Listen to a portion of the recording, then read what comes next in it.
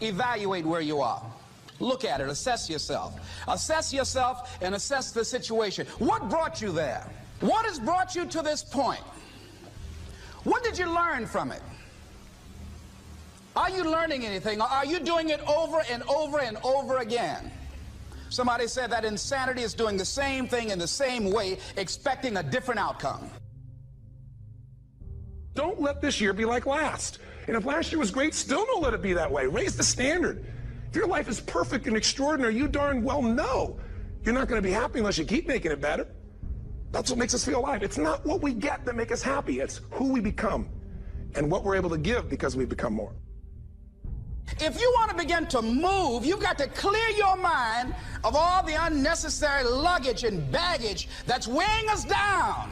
You're going to have people to do things to you. Things are going to happen to you. And the most important thing to do is to harness your will and let it go. And move so you can grow. So you can get on with your life. It doesn't matter about what happens to you. What matters is, what are you going to do about it? If there's anything that'll shift your life, that'll get you to thrive in a difficult situation, is take some massive action. Try something else. Change it, try it, move it. Progress equals happiness.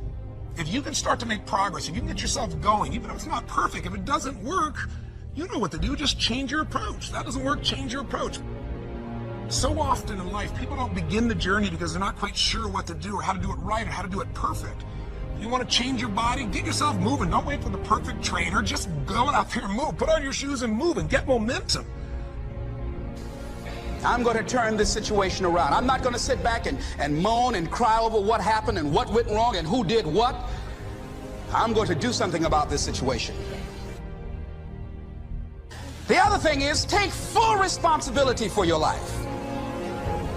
Accept where you are and the responsibility that you're going to take yourself where you want to go. Someone said we have two primary choices in life. We can either accept conditions as they exist, or we can take the responsibility to change them. See, a lot of people want to exempt themselves from taking responsibility. All they want to do is talk about the problem. Every time you see them, they'll tell you their story over and over and over and over again. No. You want to take responsibility for your life. I got me here, I can get me out of this. And I'm getting out. I'm not going to be a volunteer victim. And so all you're looking for are new breakthroughs through practice and practice and practice. You'll get better and better and better. And there's still some things that will happen to you that will catch you on the blind side that you did not anticipate. You'll get knocked down, but you won't be knocked out. And so I say to you, it's possible you can live your dream if it's becoming a diamond, if it's having more, if it's achieving more, if it's being a better father, being a better mother, whatever it is, overcoming addiction, changing our society. It's possible you can live your dream. It's necessary that you have a plan of action, that you're resilient, that you stick to, and you work with the system, that you work with people, that you give support, and that you be there for them, that you have the vision and never give it up, that you become creative and relentless and keep on coming back again and again and again, and that it's you that you got to take personal responsibility to make it happen, and that it's hard. Easy is not an option. And when life knocks you down, jump back up and say, it's not over until I win. Avoid people and situations that upset you. See, there's some people that know just how to push your button. They know just what to say. But I'm not going to expend any energy arguing with anybody. Life is too short, ladies and gentlemen, and unpredictable. I don't want to spend my time arguing with anybody, so I avoid situations that will get me upset. I don't argue with people. Draw the line, ladies and gentlemen. There are certain things that we just go through life just taking, and at some point, you just got to draw the line and just say enough is enough. You got to do that with yourself. One negative stroke is 16 times more powerful than a positive stroke. And if you have people around you who are not sensitive to who you are, and the people that can hurt you the most, ladies and gentlemen, are the people that you love. They're the ones that you're vulnerable to. They're the ones that can get to you. And if they're insensitive, I don't care who they are. See, if you don't draw the line with people, if you just let them run rampant in your life, and you let things happen to you that you don't feel good about, if you continue to allow it to happen, you won't feel good about yourself. Your image of yourself will erode.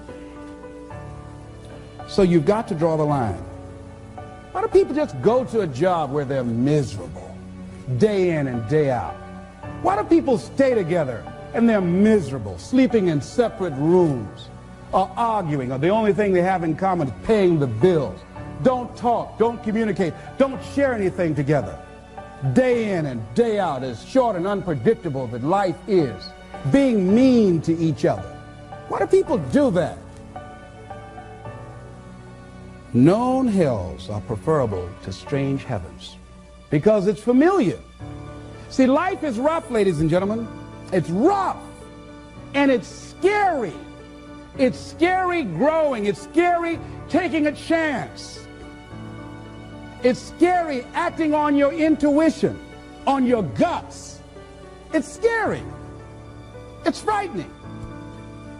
There are people that are tolerating things right now, and they're immobilized by fear. They can see the hammer coming, and they're afraid to even move because it's scary. To go against the dominant thinking of your family, friends, and those people you associate with every day is perhaps the most difficult act of courage you will ever perform. See, when you start growing, when you start changing the way you walk, the way you talk, the way you act, the way you respond to things, the way you use your time, when you start saying, no, I can't do that. Why? You're too busy. You don't have the time. No, I have my own agenda. So if people can put you on a guilt trip, they will. And use you and abuse you over and over and over again. You got to draw the line. You have to draw the line on them. Don't go through life feeling like you're powerless. Victims are people that are powerless. You're not powerless. You are powerful. You direct the power in your life. Whatever your life is right now, it is a duplication of your consciousness. It's a result of how you have decided to use your power. That's all it is. That's not who you are. That's just a perverted use of your power that you aren't satisfied with. And you've got the power to change that. Wherever you are, how, I don't know. But I know you've got the power to do that. But you don't know what has happened to me. It really doesn't matter what has happened to you. See, the only thing that really matters is what are you going to do about it? That's all that matters. That's all that matters. You can allow it to destroy you, or you can allow it to build you up. We never get to a level where we feel that there's nothing else for us to do, that we've achieved a certain number of goals and we figure that we're through. No. You don't want to stay there and celebrate too long like a lot of people do. They do something they consider outstanding, they go around talking about what they used to do. See, let me tell you, I used to do this and I used to do that. Excuse me, used to be's don't make no honey. What are you doing now? You're still here breathing. That means you've got some more to give. Doesn't matter how old you are, doesn't matter about where you are, doesn't matter about what you have, doesn't matter about what you've done. Life is about growing, it's about being productive, it's about stretching, it's about challenging yourself. So you start looking around and decide, hey, what else do I want to do? What got me here? It's a time for celebration, but also a time for reflection. What got me here? What worked? What did not work? What do I need to do to repeat so that I can get the same kind of results in other areas of my life? If the goal is to improve my health, if the goal is to improve my relationship, if the goal is to improve my income, if the goal is to improve something in society, what is it I need to do? Now, don't get confused with what you do with who you are. Don't trip. Don't go on some type of ego trip, talking about how bad you are. None of us do anything by ourselves.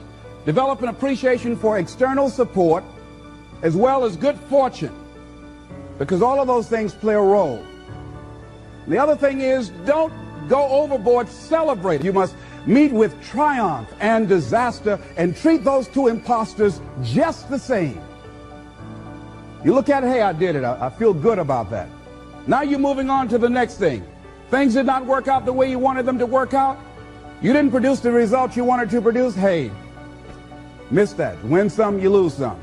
Next, moving right on. Don't confuse who you are with what you do. Make your mind fertile ground for the seeds of opportunity. Think if you want to experience a sense of fulfillment, you've got to have an open mind so that ideas can come in there and take root and grow.